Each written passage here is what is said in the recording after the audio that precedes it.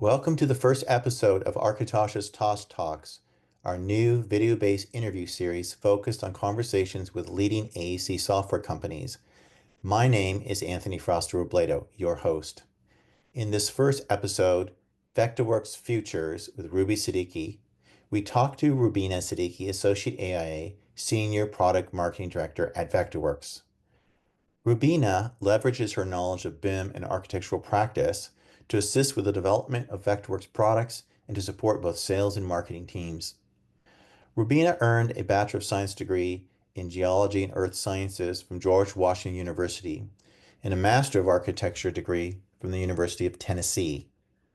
Today, we discuss the future of Vectorworks, where she brings clarity to key development items on the public roadmap, including new sustainability tools, the Vectorworks Performance Assistant, updates to Vectorworks' graphics engine or VGM, work to leverage the GPU and the cloud for more tools and processes, exciting new work in the area of parametric modeling, and what's happening a bit at the Nemetschek group level.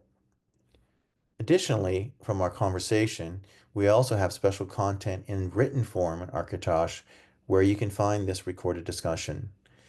In our special post-talk brief essay, we delve into Vectorworks and visualization, items related to Redshift and Maxon technologies, plus some additional items about the Vectorworks public roadmap itself and why the company is very proud of it. So be sure to visit Architosh and read this brief, high-level post-talk report. So without further ado, it is my pleasure to bring you my conversation with Ruby Siddiqui of Vectorworks.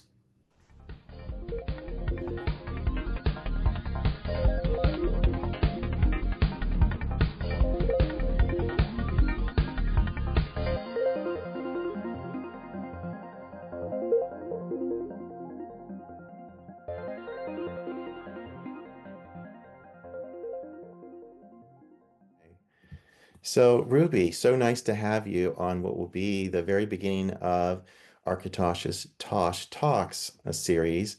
And I'm very excited about this because Architosh really began with an interview and feature of Richard Deal and Sean Flaherty. So that's how the site began so many, like more than 2 decades ago. So that was really the beginning of journalism for Architosh. So it's an honor I couldn't think of anyone better to start this new series off than you guys, the Vectorworks folks. So thank you very much for joining us. That's great. Thank you so much for thinking of us and having us here. You're welcome. I've shared some questions with you to give you a little bit of a head start in terms of our conversation today. And I want to begin with like one of the key things that's very interesting about Vectorworks in the market, which is it has always been this very prized CAD program for its powerful, graphics capabilities. It's not just stunning visually, but it is in every sense of the word a top CAD competitor. But you're not just a CAD program. You have been a BIM program and a very capable one at that for many, many years now, and you're competing with the best of them now. What I'd like to know is, as this hybrid system, really the only one that really operates at this level in the market as a hybrid system, how does the team think about pushing innovation in both the BIM part of the program and the 2D, 3D CAD part of the program as well? Yeah, that's actually a really good question because it's something that we always consider when we're talking through future development and just generally the long-term roadmap for especially Vectorworks Architect. But this hybrid environment is really important to us because at the end of the day, the 2D documentation is something that, as you know, most architects spend the majority of their time really focusing on and what they need to do. So what this means for us in terms of development, anything that we're thinking about for BIM development has to be considered in that hybrid environment that we do provide. So I think a really good example of what I'm talking about is graphic legends. If you remember, we introduced this concept oh, I want to say maybe 2 or 3 years ago.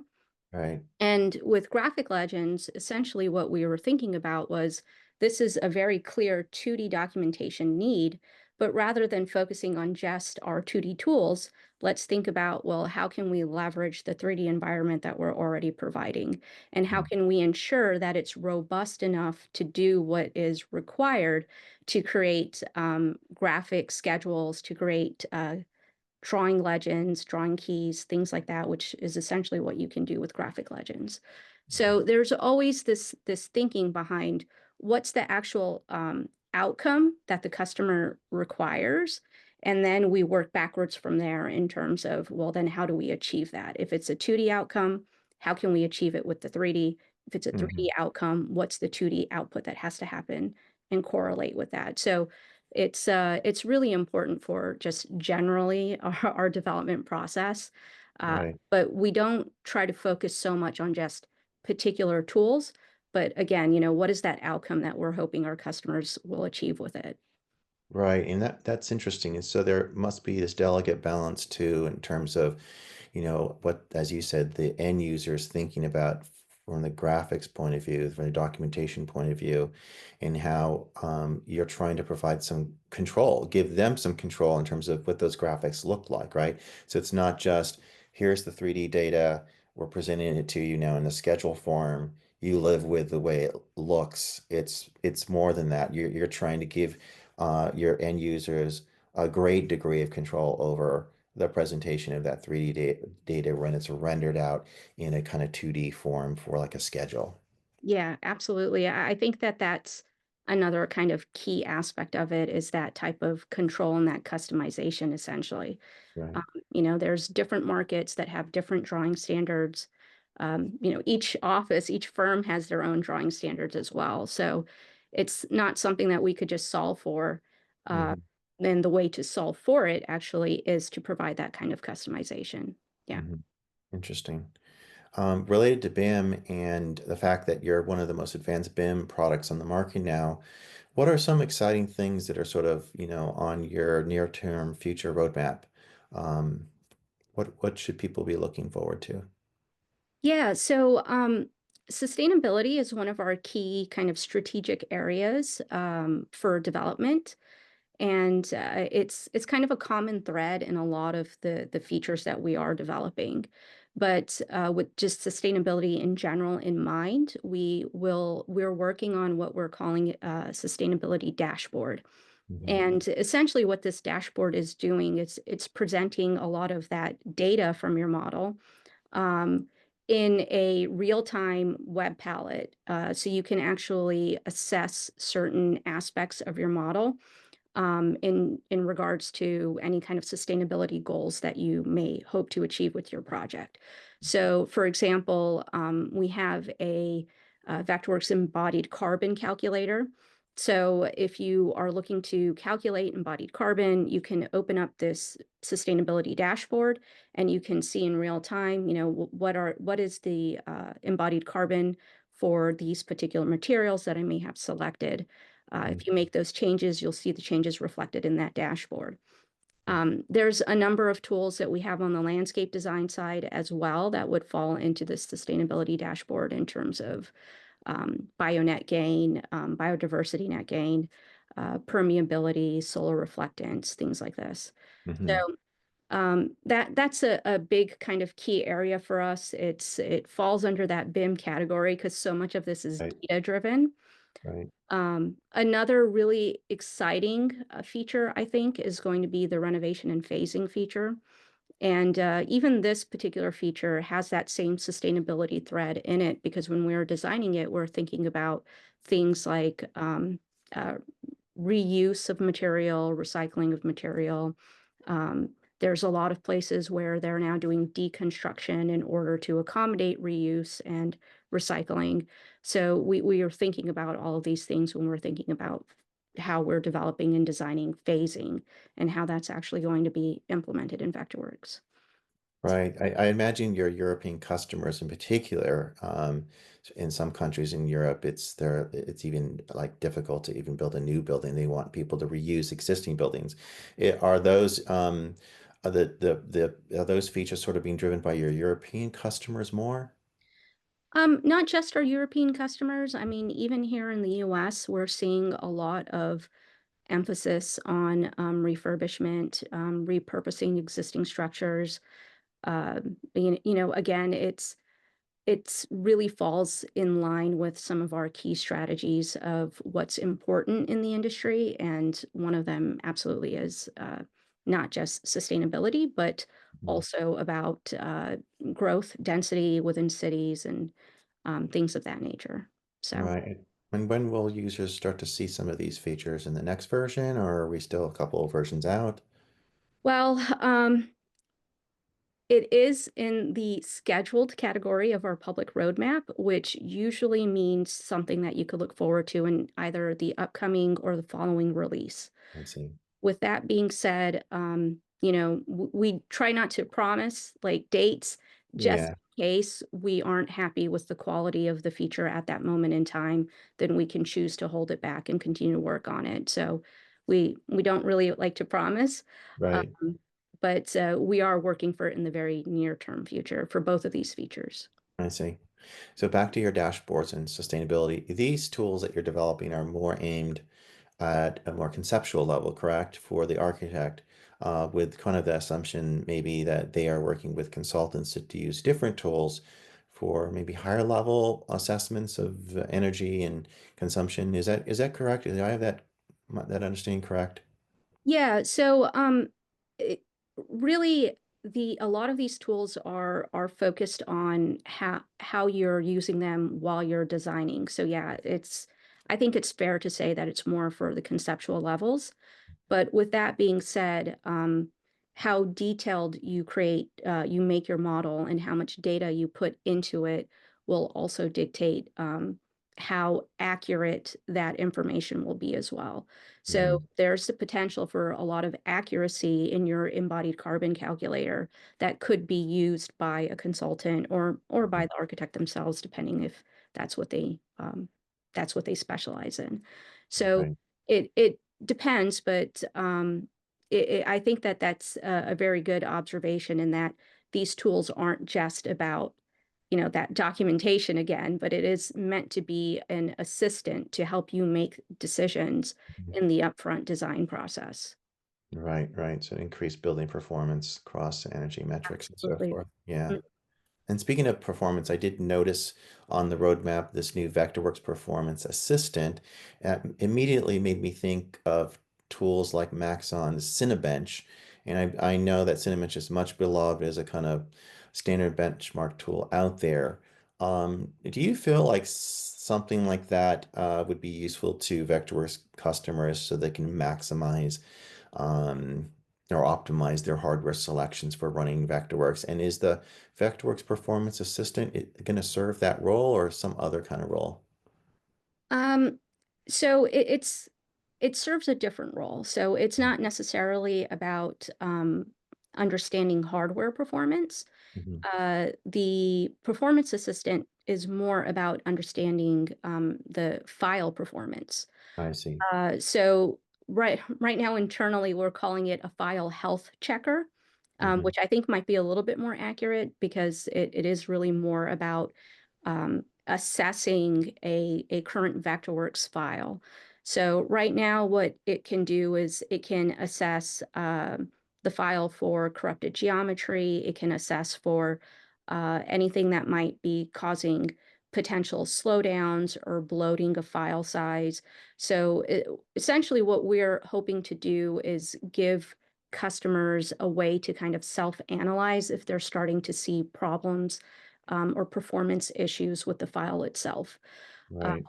and the nice thing with this health checker is not only will it analyze, but it can also give potential resolutions to problems that it identifies. So if it identifies some corrupted geometry, it can tell you what that geometry is and what are some potential solutions or resolutions to address it. So it's kind of a first in line defense to some degree when it comes to problem shooting or troubleshooting, rather than picking up the phone and calling tech support.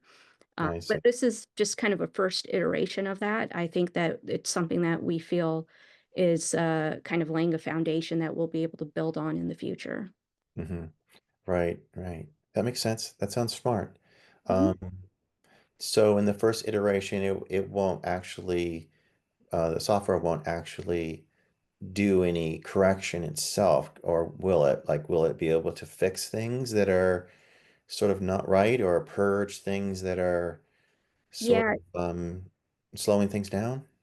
it does depend on what the identified problem is. Okay, So if it's corrupted geometry, we don't want to necessarily purge or delete without customer input.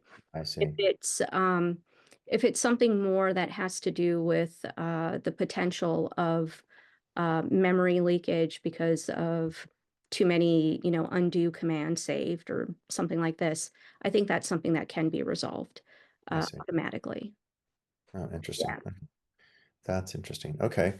I wanted to talk about the VGM because that's the Vectorworks graphics module, because it's been a very interesting technology inside of Vectorworks for a long time now. And I'm just wondering where the state of the VGM is going forward. Obviously, there's been a lot of new technologies. We've kind of moved away from OpenGL. The platforms have become more proprietary again in terms of Microsoft preferring DirectX, and Apple with its Metal API. Kind of what's on tap for advancing the VGM going forward?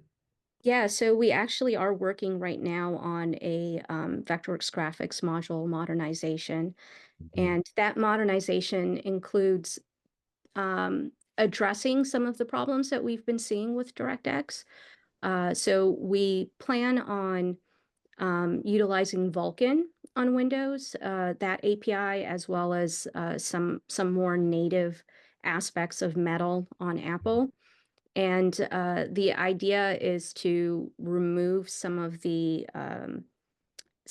computation that's happening on CPU and be more dependent on the GPU by modernizing and using these two particular APIs.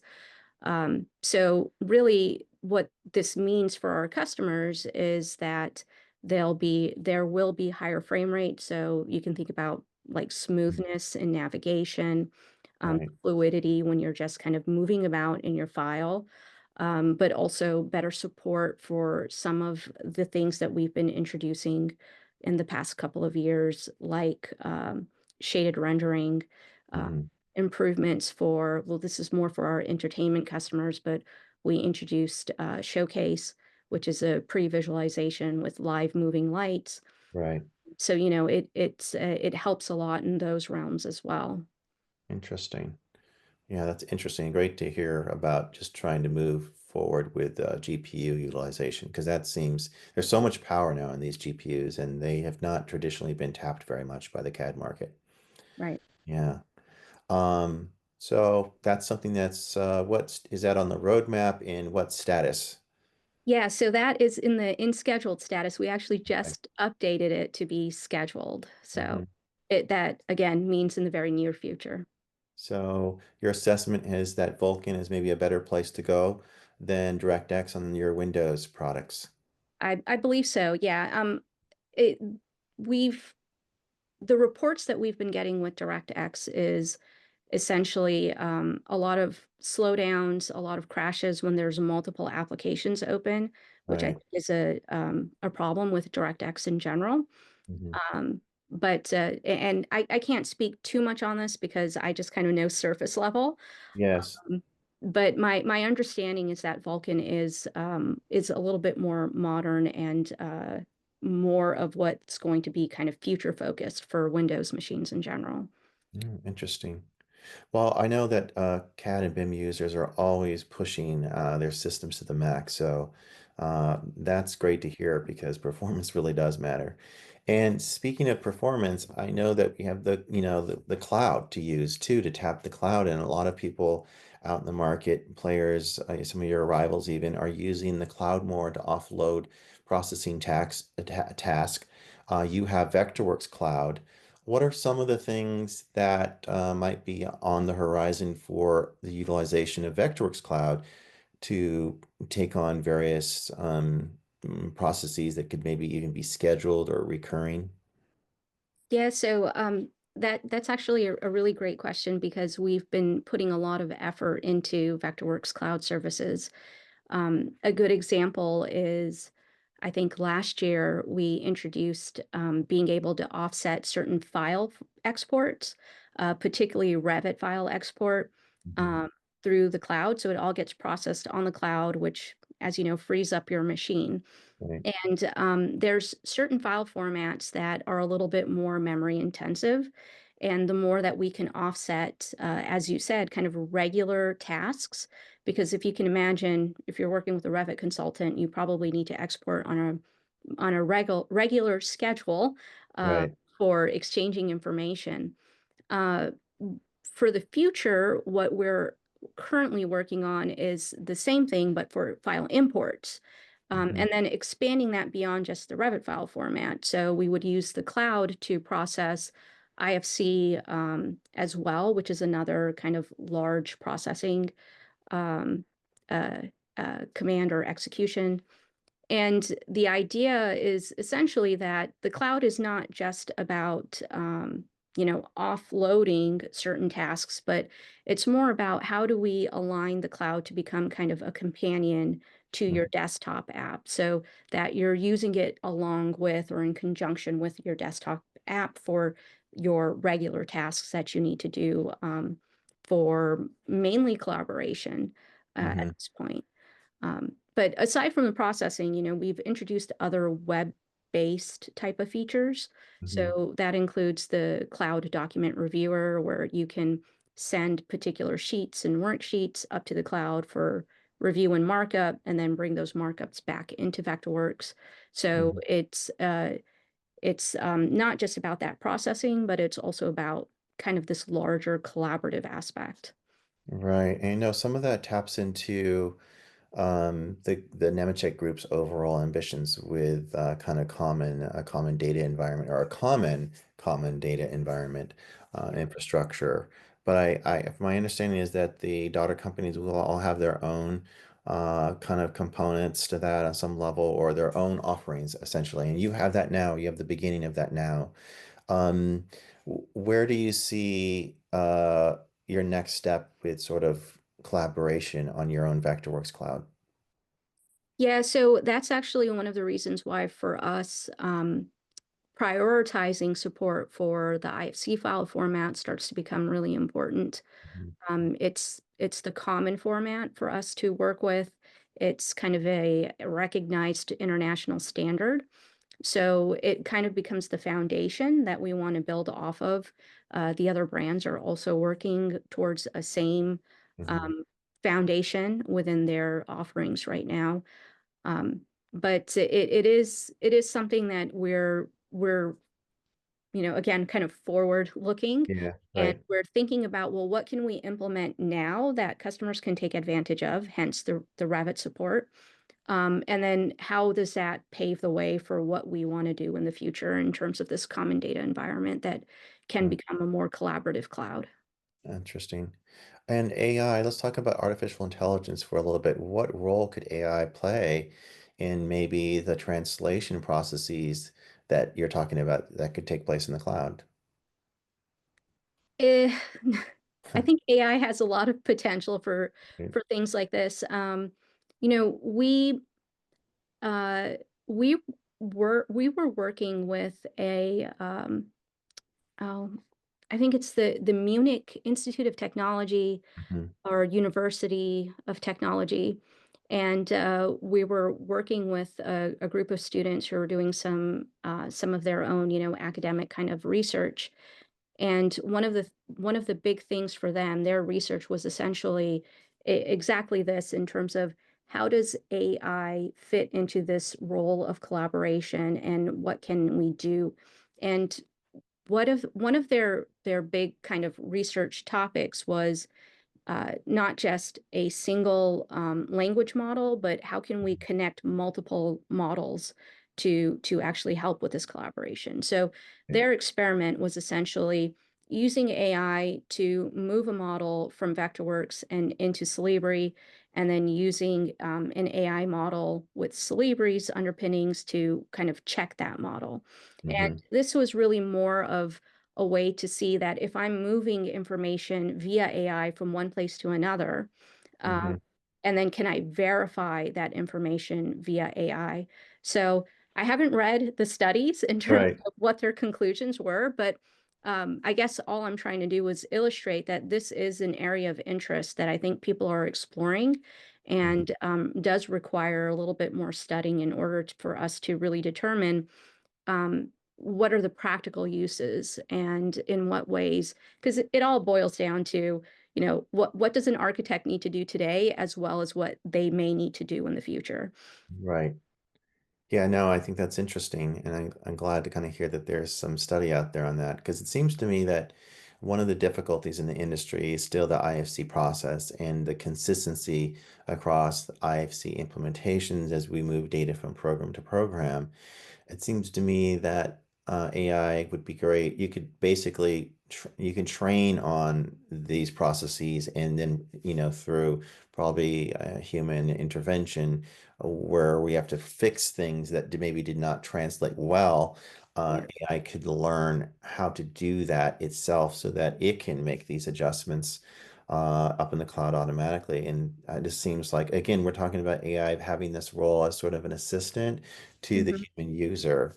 Um, I don't know, it makes sense to me. It does. Yeah. Yeah, I agree. Speaking of IFC and I guess IFC 5 and the future of ISC, I know that your company obviously is involved with all the other sister brands in formulating the Nemetschek Group's kind of strategy with OpenBIM. Um, are there some interesting things going on behind the scenes about how to streamline, I guess, the IFC deliverables across your brands so that people can actually, like, you'll have a common implementation or something like that, Nemetschek version of IFC? Is that correct? Um, I don't think it's necessarily a different version of IFC. I think it's more addressing the problem that you yourself identified, which is the different levels of support and implementation of support of IFC. I see. And the the idea again behind kind of some of our cloud initiatives is to kind of present a benchmark of what all brands need to achieve and mitigate that potential problem of, well, we support IFC in this way that meets kind of the building smart minimum standards, or, Right. this particular brand may have gone above and beyond and does a lot more support, or supports translates it in a different way when it comes into their application. So it's really more about creating a consensus just among the Nemetschek brands to say, this is the benchmark that everybody needs to meet, and Hmm. in this way. Hmm. So it, it it ties back to the cloud initiative. I see. That makes sense. That makes sense.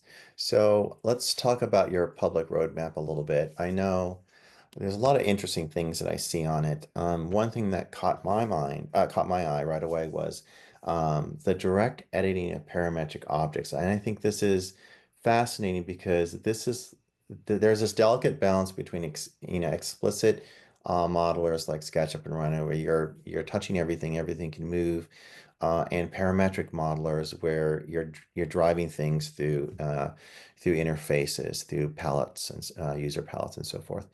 And at some point, we know that, parametric objects are a great way to get a lot done right away, to get, things to happen in the model quickly. But then when you want to massage the facade or massage how windows and walls work together and roofs, that's when it gets very challenging, right? Because you're trying to then maybe the parametric object limits your ability to do something, and then you can break it and make it into some object that's no longer parametric. Um, but then if you want to ever go backwards in the parametrics on some level, you've lost that connection. So I don't know. I imagine the math is extraordinarily complicated to do this kind of stuff, but Can you tell me a little bit about sort of the direct editing of parametric objects that you guys are thinking about going forward? Yeah, so I think there's two different kind of manifestations, I guess, of what we're hoping to do. And the first one is something that we've already implemented, which is, if you remember, maybe 2 years ago, we introduced this direct application of doors and windows. Hmm. Doors and windows are historically, as you know, parametric objects where you define, height and width parameters, and then you take that door and you insert it into your wall. Right. But what we've introduced is this idea of, well, I'm just designing something, and maybe I want an opening here that's a window, and I can just draw a window across the wall. It will Hmm. be a window. It will, punch a hole in the wall, like a window object. Hmm. But none of its parameters, and at least in terms of size, are defined. Hmm. So it gives you kind of that flexibility. Now I can resize the window based off of a visual, Hmm. but then I can go in later on and put more definitive parameters to it based off of a window manufacturer or something like this. So that's one kind of manifestation of it, which is really more about, I guess, that upfront conceptual design. Right. And the second manifestation of it, which we're working on and which is what's reflected in our public roadmap, is this idea of, as you said, parameters are really more of an interface dialogue type of aspect, right? Hmm. So right now in Vectorworks, for example, if you wanted to adjust a windowsill, you have to go into the window settings dialog box. You have to go to the sill settings, and then within the sill settings, you can make adjustments for what you need.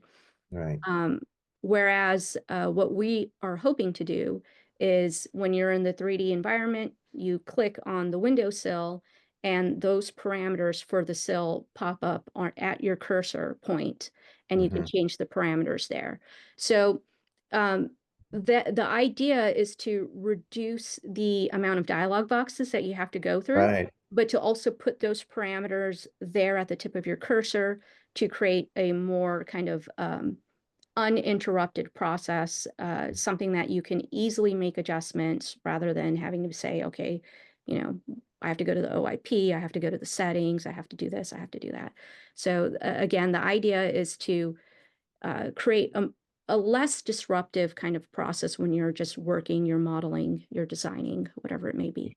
Yeah, the word that comes to mind to me, and it's not a word, but it's sort of like unbimming the process. I So, like it. It should be a 'cause- word. yeah, it should be unbimming the problem because you're right. Because if you want to change like a sill, like you're talking about, you need to go dive into all these palettes and open up all these little segments of the interface to just to get to that one point where you're going to change the number Right. to maybe change the thickness of the sill or something. So Yeah. that sounds very unBIM-like what you're describing, but yet it's still a parametric object. Okay, that's very interesting.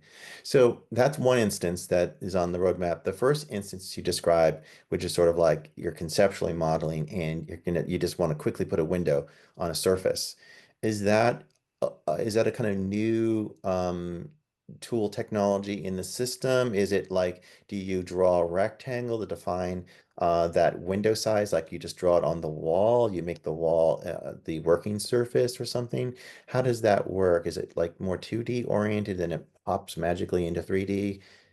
So it works. You select the window tool. So Okay. there's no like multi-steps. So Right. you are working with the actual building object. Hmm. Um, and you can use it in 2D or in 3D.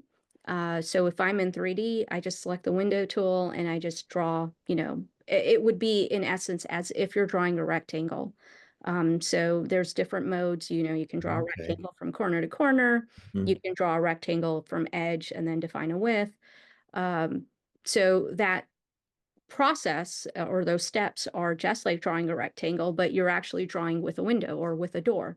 I Um, see. so it has all of the benefits of actually drawing with those objects, which means that it interacts with the wall. Uh, Yeah. And that's interesting. So it's more like a 2D process of drawing the basic size of the window. but behind that end of the process is an actual window object.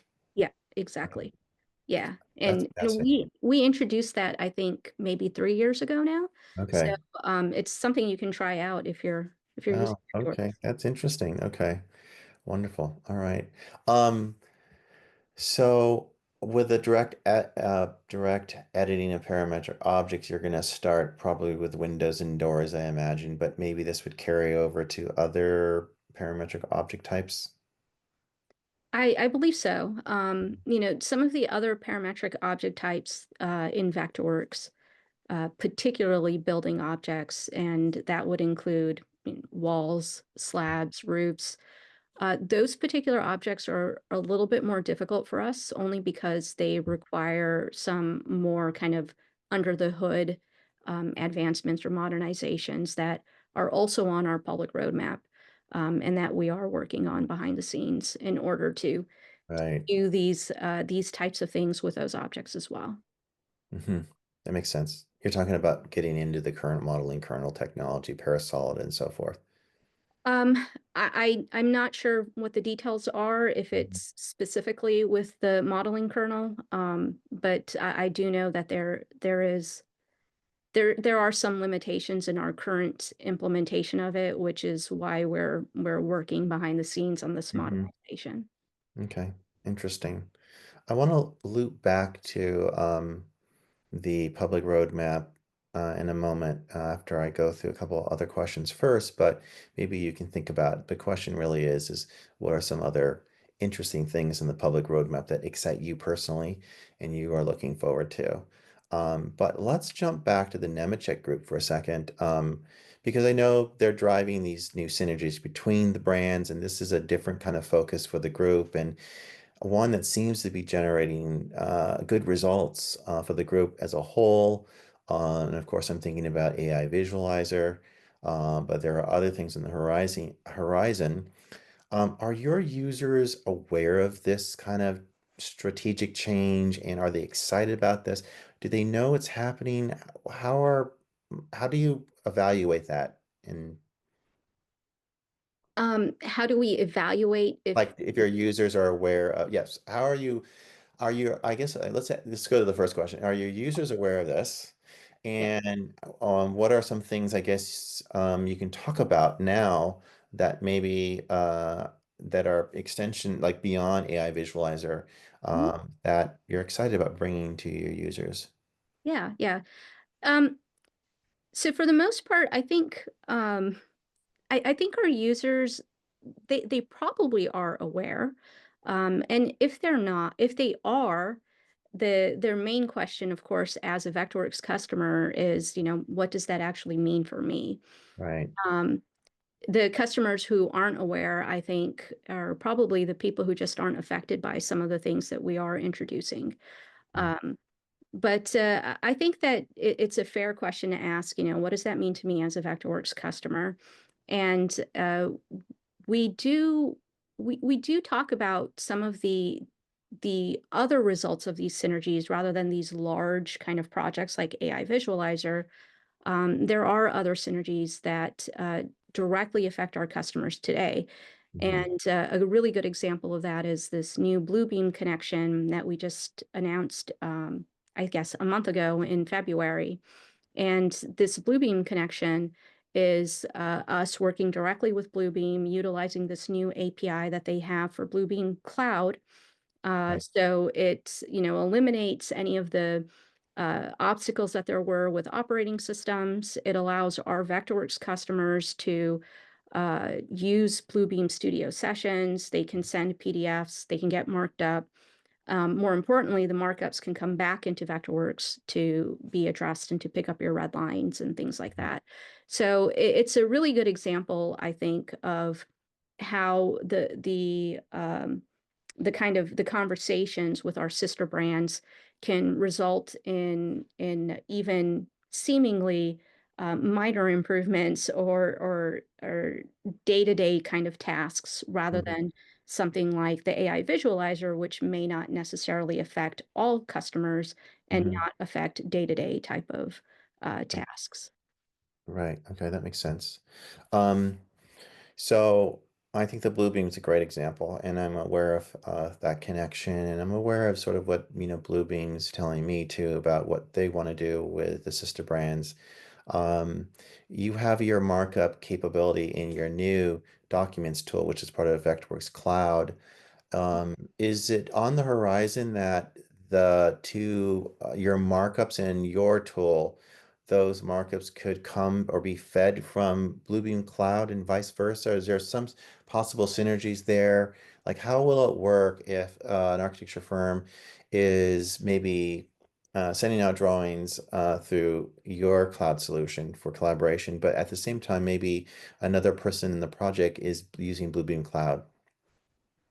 Yeah, so right now there's no connection. Hmm. Um, but it's something that I will have to talk Yeah. to the development team about because I'm not sure Yeah. this particular topic.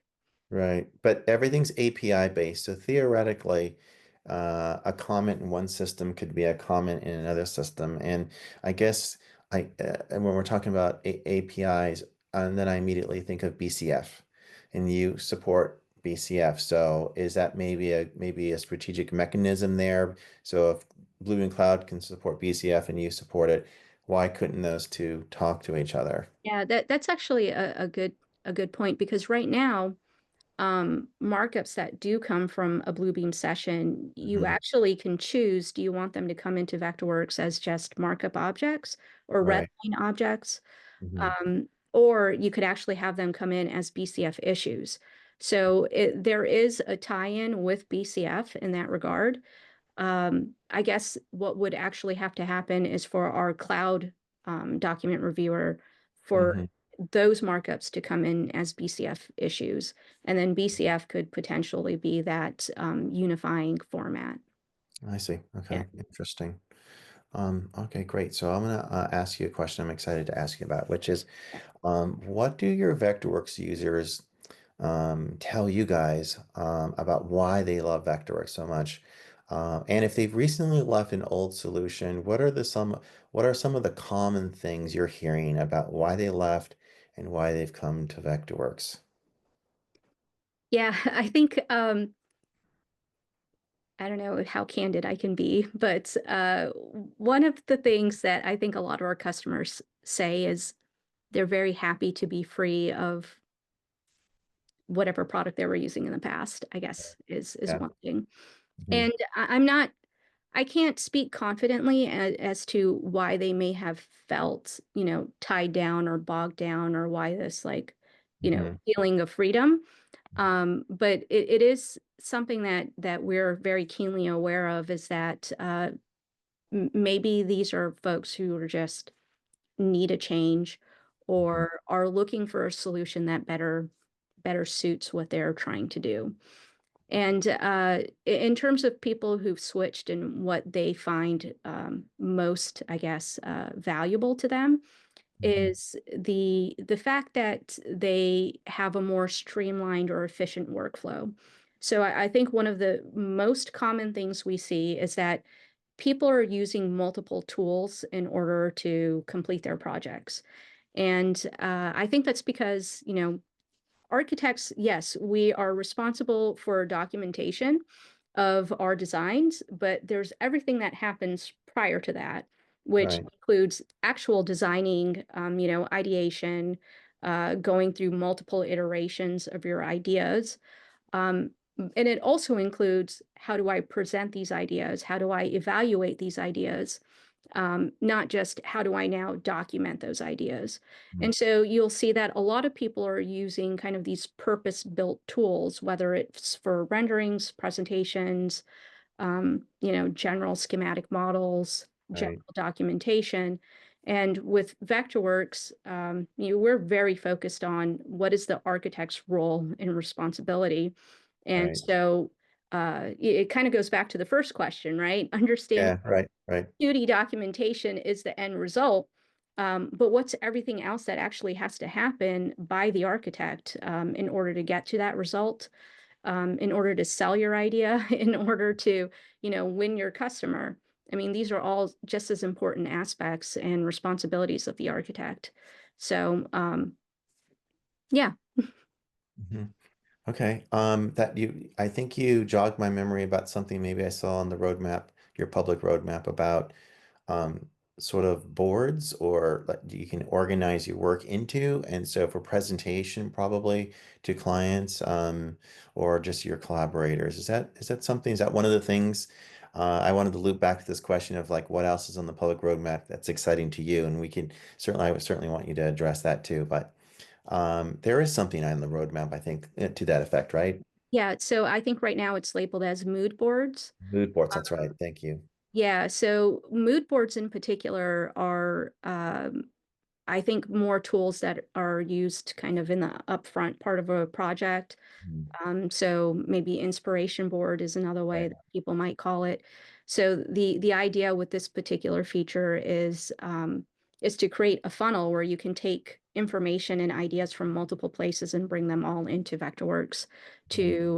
to kind of present ideas, present inspiration, and to Mhm. potentially repurpose and reuse in Vectorworks once you get going on your project. So Would that be inside of Vectorworks or inside the cloud, Vectorworks cloud? What are the thoughts there? So that particular task is still in the active research category. Right. So there's a lot of potential for it to be either in the desktop, either in the cloud, or in both. Mhm.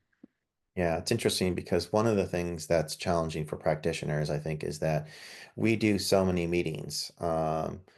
In Zoom now or products like Zoom. And so everyone's working in these kind of cloud meeting environments using the little rudimentary markup drawing tools and Yeah, highlighters and so forth. But that's not nearly as powerful as some of the dedicated mood board presentation tools out there. And there are many that are online in the cloud.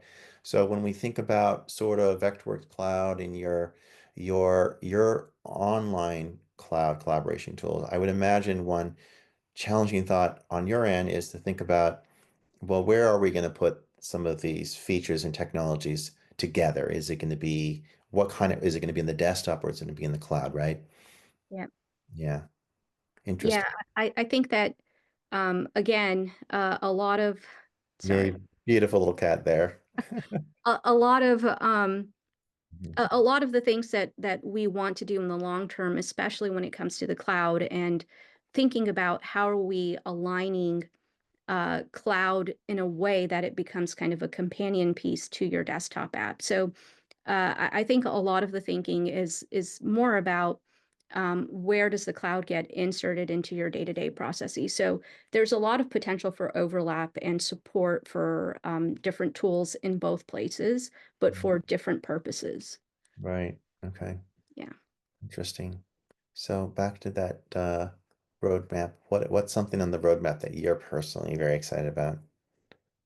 Uh, so I know this is probably boring, but what I'm very excited about on the roadmap is a lot of the updates that we're doing to worksheets.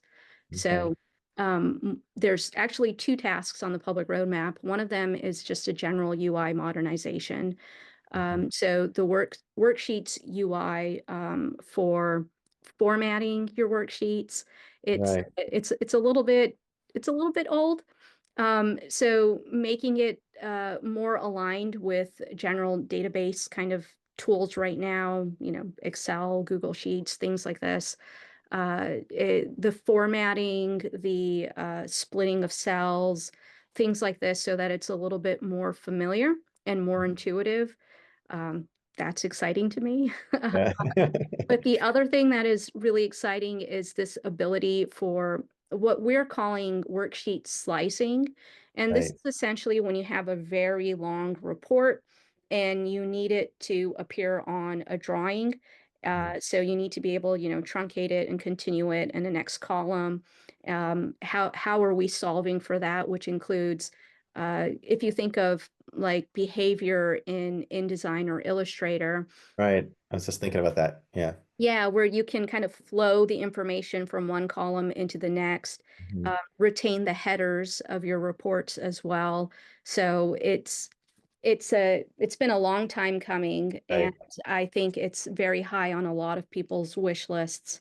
Hmm. And the implementation that we have for it is I think going to be very exciting because we've put in a lot of effort to think through a lot of different kind of variations that people may need with this particular task. So Yeah, no, that's. again, maybe boring, but I'm excited about it. Oh, I think that what you're talking about, like when you describe it in reference to some of Adobe's products, and yeah, I totally instant understood what you were talking about. Yeah, that provides a lot of flexibility for how you lay out your information sheets.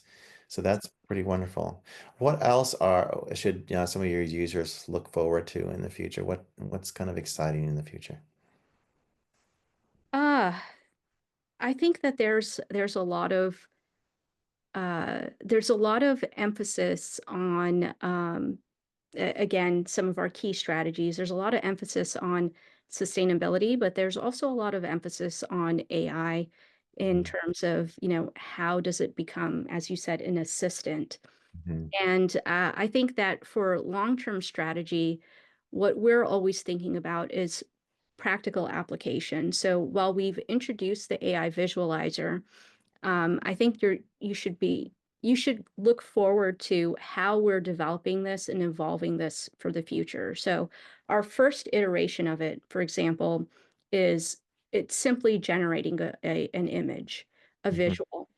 Our next iteration of it, we introduced the ability to use it not just as here's a grand visual, but Mhm. maybe I need to create a texture that I can use on my model. So you can do seamless patterns that Mhm. can be used to generate a texture. You can include alpha channels for a transparent background. So you can use that image in a number of different ways in Vectorworks, whether it's to create an image prop, Mhm. or whether it's to put, a decal or anything like this.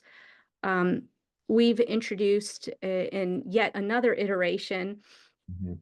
what we call style transfer, which is actually really exciting because you could take any type of image, including a mood board, Right. that might have, colors and textures and things like that, and then transfer it to an AI generated image. So Yeah. you can think of rendering styles, you can think of, just transferring color ideas, texture ideas, things like that into an image that's based off of your Vectorworks model. So you can quickly visualize like different ideas. You can create HDRI backgrounds with AI Visualizer. So it's kind of Wow. expanding that tool into, uh, for lack of a better word, kind of like practical applications that go beyond just kind of a ideation tool or a conceptual tool. Right. Okay. I remember the original sort of beginning of this was a Van Gogh painting that was used to Yeah, um, become a sort of source for the rendering engine. So you can literally create renderings in the style of Van Gogh. right. That's what we're talking about, right? So, but beyond that, and then if it's just like colors from other images and stuff, would the AI be able to take that and like apply it to, say, a section cut through a building and what that looks like? Are we talking about how it can impact the viewport's rendering option? Yeah, so the way that our visualizer works right now is whatever view you currently have present in Vectorworks. So if it's a viewport or if it's just a 3D, view of your model, it will work with either one. Mhm. So essentially, what the AI visualizer is doing is just taking what's on the screen and working within, the defined vector lines of what's on your screen to either apply that information through the style transfer or to Mhm. apply whatever your prompt is telling it to apply. I see. So That- yeah, in theory, it would work with a section viewport or any other type of viewport. That's fascinating. Interesting. Excellent. Well, Ruby, thank you so much for answering all these questions and for the great conversation. You guys have a lot of interesting things planned for the future, and it was great talking to you. Yeah, you as well. Yeah. Thank Okay. you. You're welcome.